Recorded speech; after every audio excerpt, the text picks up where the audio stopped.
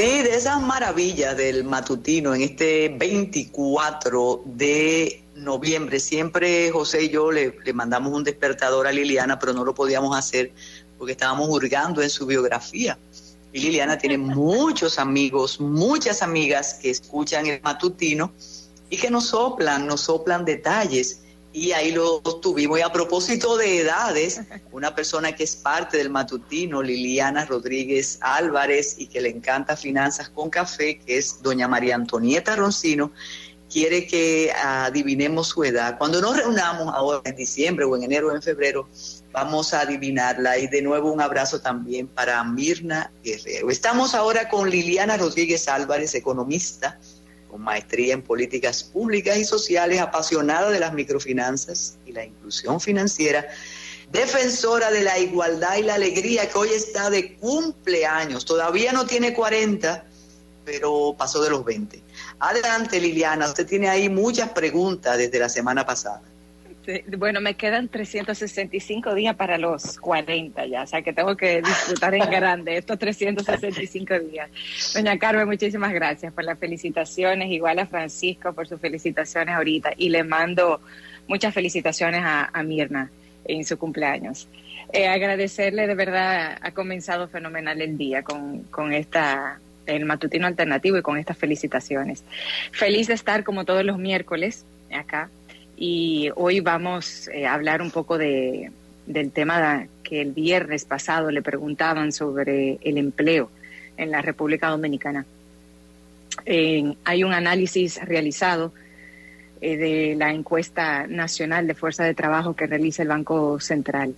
Y lo principal del análisis, y que a mí me atañe mucho y del cual yo soy muy sensible por mi madre y por mi padre, es el tema de género. Las mujeres han sido las más afectadas por la pandemia y el Banco Central lo señaló que la cantidad de mujeres que estaban ocupadas disminuyó 3 veces más que en el caso de los hombres. O sea, en el caso de las mujeres se redujo en 101,000 personas y en el caso de los hombres se redujo en 34,000. 3 veces más en el caso de las mujeres entre junio de 2020 y junio de 2021. Y de hecho, eso lo reafirma el hecho de que los sectores con los porcentajes más bajos de empleo a la fecha, comparado al nivel de prepandemia, es decir, a diciembre de 2019, si lo comparamos con la actualidad, los sectores que tienen menor porcentaje de empleo, de recuperación comparado a esa fecha, son los sectores donde más trabajan las mujeres. ¿Y cuáles son esos casos? Tanto en comercio, hoteles, bares y restaurantes, y en intermediación financiera y seguros. En esos casos, el 81% de los que estaban ocupados en comercio, en el caso de hoteles, bares y restaurantes, el 71%, y en intermediación financiera y seguro, 80%. O sea, esos porcentajes reflejan que en el caso del comercio, nosotros estamos a 81% del nivel que teníamos en diciembre de 2019. Esos sectores han implicado pérdidas de 50,000 empleos en el caso de comercio, hoteles, bares y restaurantes, y de 20,000 empleos en el caso de intermediación financiera y seguro. A eso nosotros debemos de sumarle algo que hace unos años comenzaron a medir, que es el servicio doméstico. El servicio doméstico, doña Carmen, en este año, de junio de 2020 a junio de 2021, se redujo en 8.4%. Alrededor de 20,000 personas. Sí, alrededor de 20,000 personas perdieron su trabajo. Ya sea porque ellas tenían que cuidar a sus hijos, que al cerrar las escuelas y las estancias infantiles, pues no tenían quien cuidar a sus hijos y bueno, pues tenían que quedarse en casa para cuidarlo, o porque también la propietaria del hogar pudo perder su trabajo, ¿no? Entonces se queda en casa.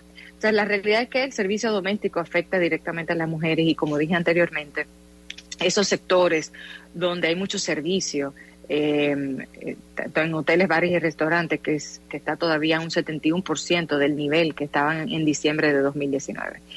Y para esto es importante y es vital realizar ejercicios de medición de impacto, convocar a estos sectores que han sido afectados y determinar cuáles van a ser las medidas y las políticas que puedan mitigar ese impacto que ha tenido la COVID-19 en las mujeres. Y las mujeres han sido más afectadas, como lo estamos viendo desde el punto de vista laboral, pero también se ha analizado y han salido estudios sobre el impacto también en la violencia. Y a propósito de que mañana es el 25 de noviembre, sí, es algo importante recordar. La pandemia ha afectado a las mujeres también en temas de violencia intrafamiliar. Entonces es importante recuperar y hacer estrategias de recuperación de empleo para las mujeres, porque eso implica también ayudar a su salud emocional y también familiar, porque evitamos que hayan más incidentes de violencia intrafamiliar al respecto. La realidad es que no se han desarrollado nuevos modelos de negocio. Y perdón, doña Carmen, la interrumpí. Dígame usted. No. A propósito de la violencia intrafamiliar, hace unos meses, Mari Mora hizo ese análisis y usó testimonios en su consulta en la cercanía y naturalmente cifras fuera del país donde se mide con más precisión ese asunto, y tenía una explicación, Liliana, al estar en una situación que no previeron las familias de encierro, porque finalmente a veces los muchachos veían al padre por la noche o la propia pareja se veía realmente durante el fin de semana.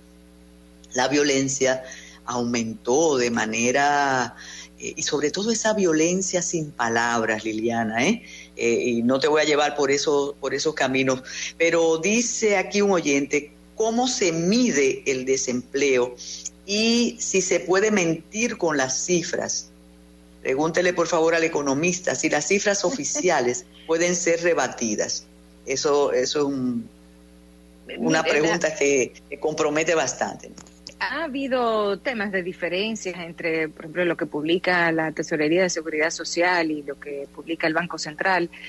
Ahí se pueden ver diferencias, sobre todo porque el Banco Central incorpora las cifras del sector informal, que sobre eso también puedo abordar un poco más adelante, pero ahí han habido temas, concentrándome en la pregunta, ha habido temas de diferencias en las cifras, porque el Banco Central incorpora al sector informal que la TSS no incorpora.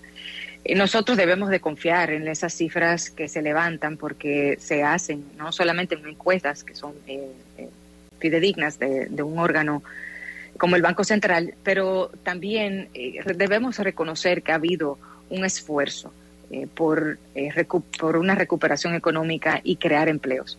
Y lo ha habido desde el Banco Central.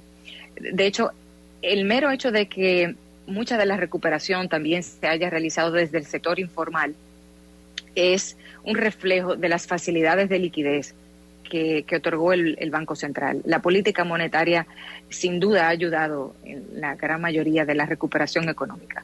La política monetaria que lleva el Banco Central se refleja con facilidades de liquidez que le ha dado a través de las entidades financieras, que han ascendido a 215,000 millones de pesos, o sea, casi el 5% del PIB, que implicaron colocaciones de préstamos a MIPYMES, que para que pudieran muchas de estas personas que quizás están perdiendo empleo puedan montar un negocio y subsistir, mientras tanto, en lo que se normaliza el mercado.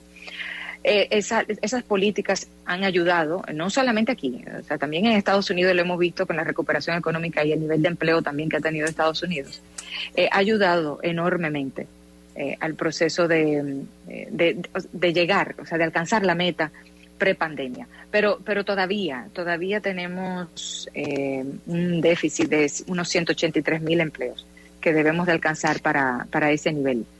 Es algo que como decía, tanto en el caso de las mujeres, que tenemos que ver cuáles van a ser las medidas para mitigar ese impacto que han tenido en las mujeres, porque no ha habido cambio, o sea, no ha habido un cambio en el mercado laboral. Sigue siendo la misma composición que teníamos anteriormente. No han habido nuevos modelos de negocio. O sea, todo sigue igual. La mayoría de los empleados se concentran en los mismos sectores: comercio, servicios e industria.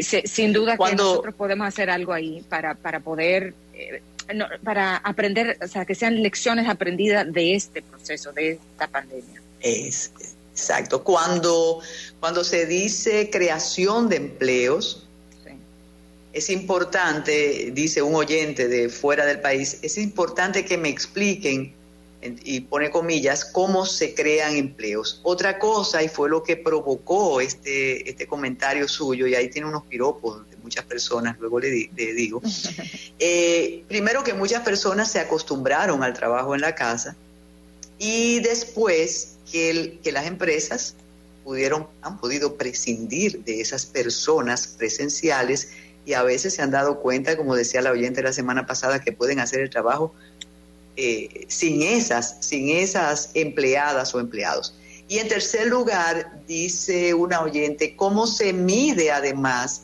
las empleadas domésticas? Y aquí el empleo doméstico, el empleador doméstico no está registrado, ¿o me equivoco?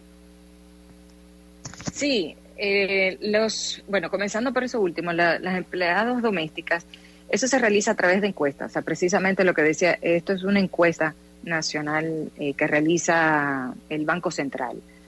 Una encuesta igual que se toman muestras a nivel nacional y de ahí se puede arrojar cifras que nos permitan entonces inducir cuál es la cantidad de empleadas domésticas que hay. Es algo que yo creo que debemos abogar por formalizar, por darle más garantías al servicio doméstico, sin duda alguna.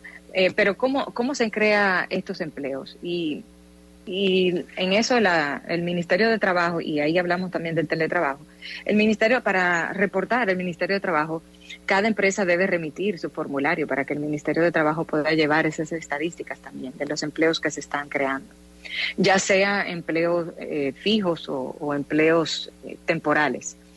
Sobre el teletrabajo, de hecho, sí ha habido un aumento, y recuerdo haber visto que había una estadística que registraba de un 3% que ya estaban haciendo teletrabajo. Y hubo una resolución, recuerdo que fue, si mi memoria me falló, octubre o noviembre del año pasado, que emitió el Ministerio de Trabajo sobre el teletrabajo, para poder garantizarle los derechos a esos empleados que estaban en esta nueva modalidad.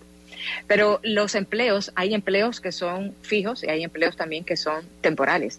Y de hecho ahora que viene Black Friday, que viene Navidad, es una época donde las empresas, sobre todo que valoran la relación con el cliente, crean miles de empleos temporales para hacer frente al aumento de la demanda en estos momentos, desde empacadores, cajeros, transportistas, entre otros. Y de hecho recuerdo hace 2 años que el sector comercial reveló que se contrataban unos 300,000 empleos en la República Dominicana para hacer frente a esa demanda en esa época. Esa es la Organización Nacional de Empresas Comerciales, que había anunciado que se creaban unos 300,000 empleos en esta época. Pero son empleos temporales, o sea, son empleos para esta estación, a esta época donde hay mucha demanda y hay una gran oportunidad. O sea, yo celebro esa medida, pues son mayores las probabilidades de garantizarle un servicio digno al consumidor. En estos momentos, pues se va a desplazar a la tienda y con mucho esfuerzo ha llegado a obtener esos recursos, y a la hora de gastarlo, de comprarlo en algo, pues que pueda disfrutarlo dignamente, ¿no? Que pueda recibir un buen trato. Pero al mismo tiempo, estos empleos que pueden ser temporales, que se estén creando temporalmente durante esta época, también tienen que ser vigilados. O sea, el Ministerio de Trabajo también tiene que vigilar que se salvaguarden los derechos a esos empleados. Pero eso es algo, son estadísticas que lleva el Ministerio de Trabajo que todavía deben de mejorarse. Como se decía, la misma pandemia ha hecho un llamado para que nosotros podamos aprender de este proceso, de pensar en nuevos modelos de negocio, en nuevas estadísticas que nos permitan determinar los problemas y tomar medidas, o sea, diseñar e implementar políticas que vayan en beneficios de ello. Yo recuerdo haber leído hace unos meses que la Tesorería de Seguridad Social decía que, o sea, en sus estadísticas, que cerca del 78% de los que estaban registrados en la TCS ingresaban menos de 30,000 pesos. O sea que también ahí es ver cómo estamos creando empleo. O sea, qué tipo de empleo también estamos creando para ir tecnificándolo. Mire, Liliana, pero ese trabajador y trabajadora que se contrata para esta época, y también pienso en todo ese servicio que tienen los grandes centros comerciales para envolver los regalos, por ejemplo, lo que trae Santa Claus o el Niño Jesús y demás. Pero esos trabajadores no tienen ninguna de las ventajas del trabajo formal, ¿verdad? No disfrutan de lo que le pagan por el momento. Y hay otra reflexión de un oyente un poquito más extensa, pero dice, el Estado tiene una modalidad ahora, no sé si antes se hacía, que se parece al trabajo temporal. Como no pueden abultar la nómina, hacen trabajo por contratos. Y en segundo lugar, sí, bueno, ya esto es más político, si la pandemia demostró que en las oficinas públicas pueden prescindir del 50% de los empleados. Y eso es más difícil, Liliana, porque ahí venimos al asunto político de retribución, de los partidos que ganan, los partidos que pierden, lo que te doy o no te lo doy. Pero lo importante es saber si el empleo va camino a recuperarse. Y lo que decía la oyente, que fue la motivación para el comentario suyo hoy, si esa atención precaria que ahora hay en algunos sitios obedece a que el empresario dijo, pero antes yo tenía 5 personas atendiéndome en tal lugar y ahora con 2 yo resuelvo. Sí, y comenzando por ese último comentario, doña Carmen, yo le puedo decir también por experiencias que he tenido en hoteles. Y no voy a mencionar el nombre específico, pero he tenido experiencia particularmente, en este año, donde puedo palpar la presión y la preocupación que tienen los que están empleados en poder brindarle un buen servicio a los clientes, pero no dan abasto. O sea, como yo decía al inicio, nosotros estamos, en el caso de hoteles, bares y restaurantes, estamos a un nivel de un 71% del nivel que teníamos en diciembre de 2019. O sea, evidentemente eso se siente, y yo puedo decir que he sido cliente también de hoteles, que lo he sentido directamente. Y no solamente lo siento yo como cliente, también lo sienten los empleados, porque al no dar abasto hay mucha insatisfacción. Ellos son a quienes le llaman la atención, a los que tienen que escuchar las quejas de los clientes, y ellos tienen muy pocas facilidades para resolver, o sea, tienen su ámbito, su espectro limitado. Eso se siente mucho, y yo sé que también las empresas tienen que pensar en ser sostenibles y ser rentables, y es cierto, pero por eso es que tenemos que también buscar una forma de aprender de este proceso, de hacer estudios para ver si hay que desarrollar otros modelos de negocios, invertir en digitalización de algunos procesos. También el tema de que hubieron suspensiones y hubieron desvinculaciones, y a medida que se va recuperando los sectores vamos contratando nueva mano de obra. También hay un proceso de entrenamiento y de aprendizaje. Entonces eso afecta mucho el servicio, sin duda alguna.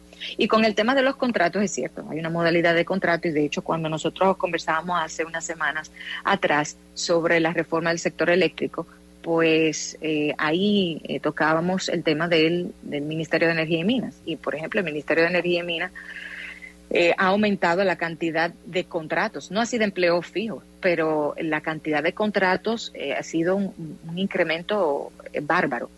O sea que hay otras modalidades de empleo, y es cierto, y ahí se utiliza mucho la parte de contratos. No aparecen como en la nómina, pero sí como contratos como tal.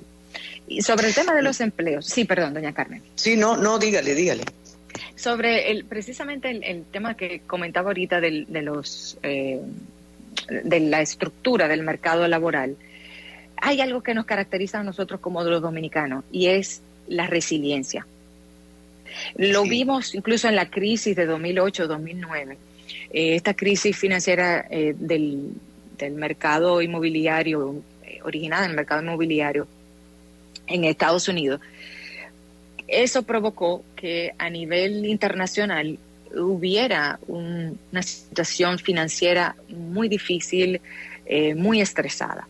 Y aquí, tanto en ese momento como ahora, lo vemos en las estadísticas, la resiliencia del dominicano, que si se queda sin un empleo, pues decide montar un negocio en el tránsito, en el trayecto, o lo va fortaleciendo y se queda con su negocio, o después eventualmente consigue un empleo y pasa a trabajar como empleado.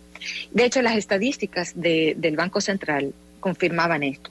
La cantidad de empleados por cuenta propia aumentó un 4.9% en el último año. O sea, 82,000 personas más que se registraban como empleados por cuenta propia, o sea, dueños de su empresa. Y la participación del sector informal pasó de 53% a un 57%. Uy. En este último año. Aumentó 4%, y en cambio el sector formal igual se redujo en la misma cantidad. Pasó de 46% a un 42%. Y es algo que nos caracteriza como dominicanos, la verdad. Quizás no es un negocio que le deje mucho, pero buscamos la forma de salir adelante y de ser positivo. Yo trabajaba en este sector, trabajando como herrero, pues déjame ver cómo puedo salir adelante poniendo mi pequeño negocio. Hay algunos que se quedan con el negocio y deciden, eso es una ocasión para emprender estas iniciativas. Nosotros estamos todavía, como dije ahorita, 180,000 empleos por debajo, o sea, a junio de 2021. Todavía no han publicado la encuesta a septiembre de 2021, pero ya el gobernador anunció en su discurso del aniversario de octubre que estábamos cerca del nivel pre-pandemia. Habría que ver el detalle de las cifras ya cuando la publiquen y desmenuzar esas cifras. Que esas cifras nos ayuden, vuelvo y lo reitero, a establecer políticas para ir en auxilio a esos sectores que han sido más afectados. Ya lo hemos hablado, temas de leyes de incentivo, eso es un tema muy controversial, pero ha permitido que también se creen empleos.